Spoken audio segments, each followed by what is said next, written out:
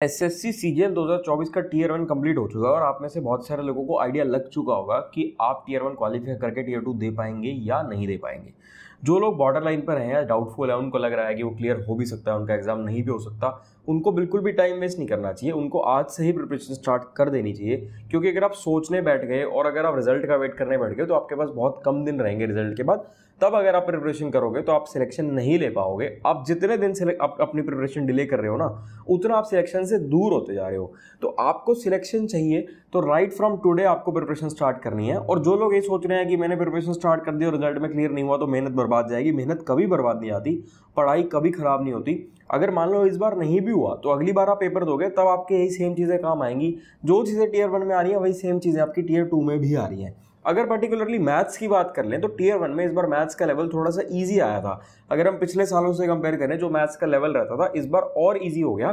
तो हमें मैथ्स को उस हिसाब से अपनी प्रिपरेशन को टारगेट करना है कि मेंस में हो सकता है कि थोड़ा सा लेवल इंक्रीज हो भी जाए या ना भी हो। देखो कुछ मतलब एग्जैक्ट तो कुछ नहीं पता होता ना कि लेवल बढ़ेगा नहीं बढ़ेगा, लेकिन फिर भी अगर हम वर्स्ट के सिनेरियो लेकर चलें तो मुझे ऐसा लगता है कि हो सकता है मेंस में थोड़ा सा मैथ्स का लेवल इंक्रीज कर दिया जाए।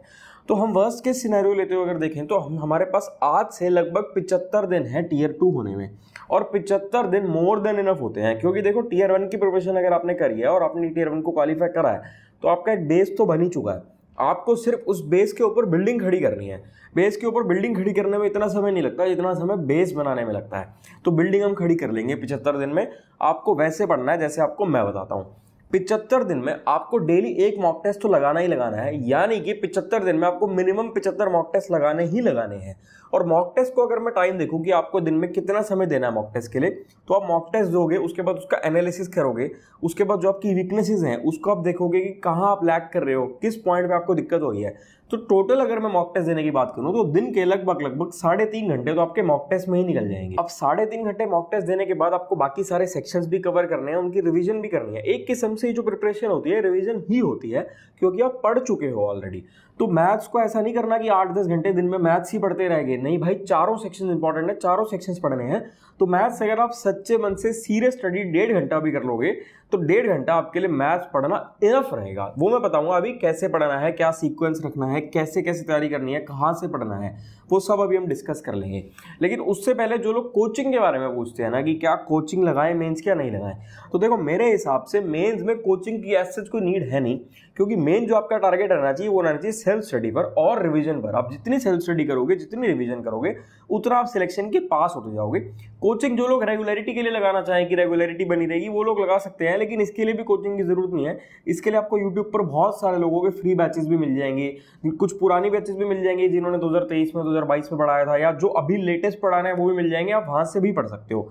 और पढ़ना कैसे है वो मैं आपको हमेशा हर वीडियो में यही सेम चीज बताता हूँ कि पहले अगर आप वीडियो से पढ़ना चाहो वीडियो से पढ़ो, उसके बाद जो आपने नोट्स बना रखे हैं आपने प्रीलिम्स में टीयर 1 में, उन नोट्स को रिवाइज करो। और उसके बाद क्वेश्चंस की प्रैक्टिस करनी है बुक से। हर चैप्टर वाइज करना है, ऐसे नहीं करना कि 4-5 चैप्टर इकट्ठे उठा लिए, नहीं, एक एक चैप्टर उठाना है और एक एक चैप्टर को पहले कंप्लीट करना है, फिर नेक्स्ट चैप्टर पर चलना है। और अभी आपका रिवीजन मोड है, तो रिवीजन मोड में आप जब बुक से प्रैक्टिस करोगे तो आप स्किप भी कर सकते हो। आप ऐसा भी कर सकते हो कि सारे क्वेश्चंस ना करके स्किप करते चलो, ऑल्टरनेट क्वेश्चन करो, जैसे question number 1, question number 3, question number 5, ऐसे स्किप करते हो आप चल सकते हो। क्वेश्चंस प्रैक्टिस करने के बाद आपको रिवीजन करनी है। वैसे तो ये भी आपकी रिवीजन ही है, लेकिन फिर भी आपको जो वीकली प्लान बनाना है, वीकली प्लान भी इस हिसाब से बनाना है कि एक दिन आपको रिवीजन के लिए रखना है। और जब आप मॉक टेस्ट लगाओगे, देखो 2 तरीके से प्रिपरेशन हो रही है। एक तो आप चैप्टर वाइज कर रहे हो, उसमें आपके सिर्फ उसी चैप्टर के क्वेश्चंस की प्रैक्टिस हो रही है। एक जब आप मॉक टेस्ट लगा रहे हो तो आपके मिक्स चैप्टर्स आ रहे हैं, मतलब बहुत सारे चैप्टर्स के क्वेश्चंस आ रहे हैं। तो जब पर्टिकुलर चैप्टर पढ़ रहे हो तो आपका माइंड पर्टिकुलरली उसी डायरेक्शन में चल रहा है। लेकिन जब आप मॉक टेस्ट लगा रहे होगे तो बहुत सारे अलग अलग चैप्टर्स के सवाल आ रहे हैं, तो आपका माइंड ओपन हो रहा है और आपका माइंड हर डायरेक्शन में चल रहा है। इसीलिए मॉक टेस्ट की इंपॉर्टेंस सबसे ज्यादा होती है। तो जितने ज्यादा से ज्यादा, मतलब मिनिमम एक मॉक टेस्ट तो आपको लगाना ही लगाना है। और जो अभी आप प्रैक्टिस करोगे ना, आपको प्रैक्टिस मैक्सिमम से मैक्सिमम करनी है प्रीवियस ईयर क्वेश्चंस की। देखो आपका लगभग 90% जो पेपर आएगा वो आएगा इजी टू मॉडरेट। 90% में से मैं मान के चलता हूं कि 70% तो इजी ही होगा और 20% मॉडरेट होगा। जो बाकी का 10% होगा वो होंगे डिफरेंट क्वेश्चंस, डिफिकल्ट क्वेश्चंस नहीं, डिफरेंट क्वेश्चंस। एक डिफिकल्ट और टफ अलग चीज होती है, डिफरेंट अलग चीज होती है। तो डिफिकल्ट टफ कुछ भी नहीं आता इसमें सिर्फ डिफरेंट आता है। मतलब जो प्रीवियस ईयर क्वेश्चंस है उससे हट के थोड़ी सी टाइप बन जाएगी। तो वो भी अगर आप प्रीवियस ईयर क्वेश्चंस की प्रैक्टिस करते चलोगे, स्पीड और एक्यूरेसी बढ़ती रहेगी, तो आपका माइंड इतना ओपन हो जाएगा कि आप पेपर में प्रैक्टिस कर पाओगे। तो आपको मैक्सिमम प्रीवियस ईयर क्वेश्चंस पर फोकस करना है। प्रीवियस ईयर क्वेश्चंस के लिए ये किताब है पिनाकल पब्लिकेशन की किताब है, इसमें आपको 6800 से भी ज़्यादा प्रीवियस ईयर क्वेश्चंस मिल जाते हैं टीसीएस बेस्ड वाले, और एक्सप्लेनेशन बहुत अच्छी मिलती है। तो जिन लोगों के पास किताब नहीं है वो इस किताब को ले सकते हैं, आपके लिए बहुत यूजफुल रहेगी, बिल्कुल एग्जाम ओरिएंटेड है, और इसमें जो सॉल्यूशंस भी है ना, सॉल्यूशंस भी आपको बहुत अच्छे से एक्सप्लेन करे गए हैं।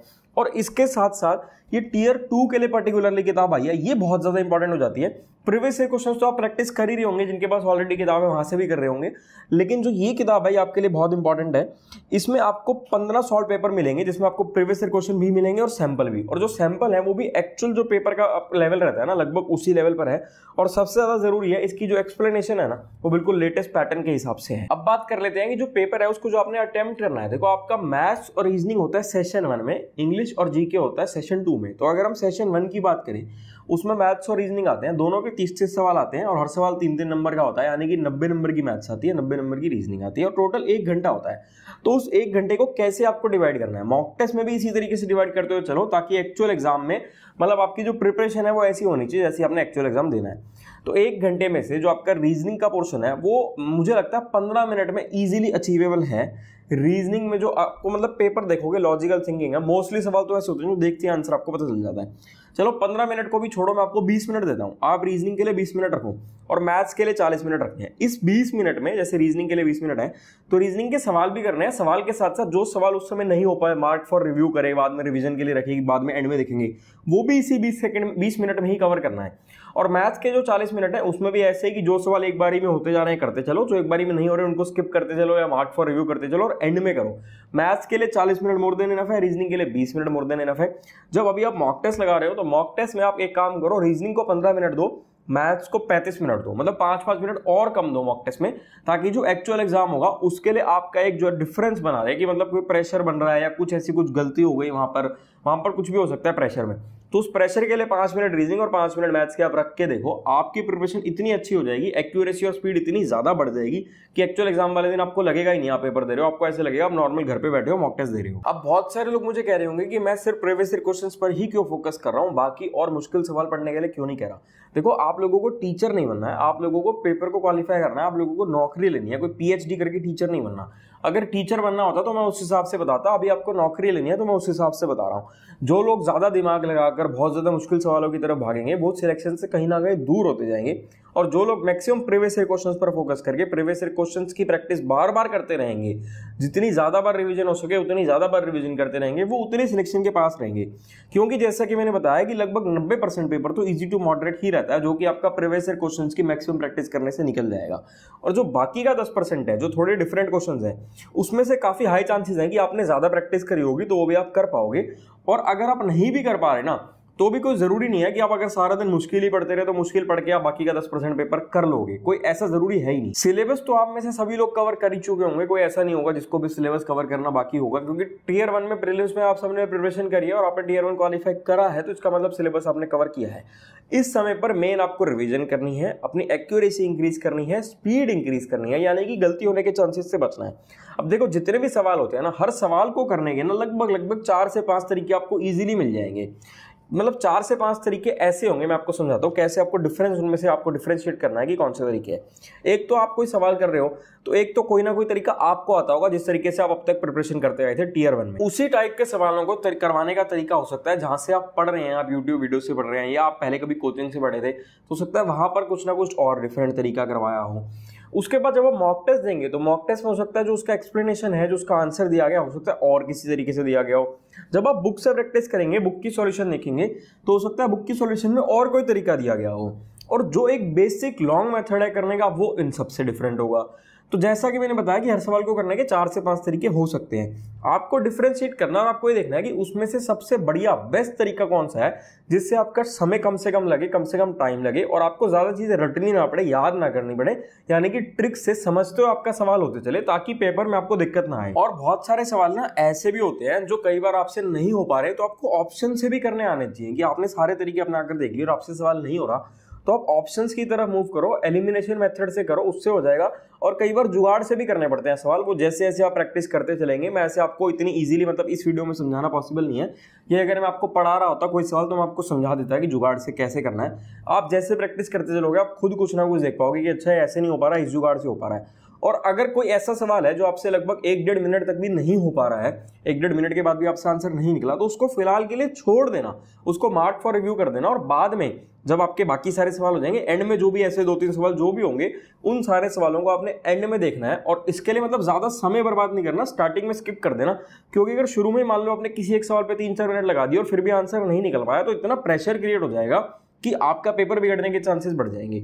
और आपको जो टारगेट बनाकर चलना है मैथ्स में 90 नंबर का है, तो वैसे तो 90 में से 90 नंबर भी आप ला सकते हो, ज्यादा मुश्किल नहीं है 90 में से 90 नंबर लाना, मैथ्स में भी और रीजनिंग में भी। फिर भी आपको मैथ्स और रीजनिंग दोनों में 85 प्लस का टारगेट बनाकर चलना है, यानी कि दोनों में आपको 180 नंबर में से 170 प्लस नंबर तो लाने ही लाने। और अगर आप सच्चे मन से प्रिपरेशन करोगे, जैसा मैंने बताया, आप मैक्सिमम प्रीवियस ईयर क्वेश्चंस पर फोकस करोगे, मैक्सिमम रिवीजन करोगे, मैक्सिमम मॉक टेस्ट लगाओगे और ढंग से समय से प्रॉपर टाइम टेबल बनाओगे, जैसे मैंने बताया मैथ्स को 1.5 घंटा देना इनफ है, तो आपको कोई नहीं रोक पाएगा इतने नंबर लाने से, और आप सिलेक्शन के उतने पास होते जाओगे। और सबसे जरूरी, समय बर्बाद नहीं करना, आज से प्रिपरेशन शुरू करो। और 1% अगर टियर 1 प्रीलिम्स आपका क्लियर नहीं भी हो पाया तो भी हिम्मत नहीं हारनी, दिल छोटा नहीं करना, अगली बार ये सारी मेहनत आपके काम आएगी। वीडियो अच्छी लगे तो मैक्सिमम लोगों के साथ वीडियो को शेयर कर दो।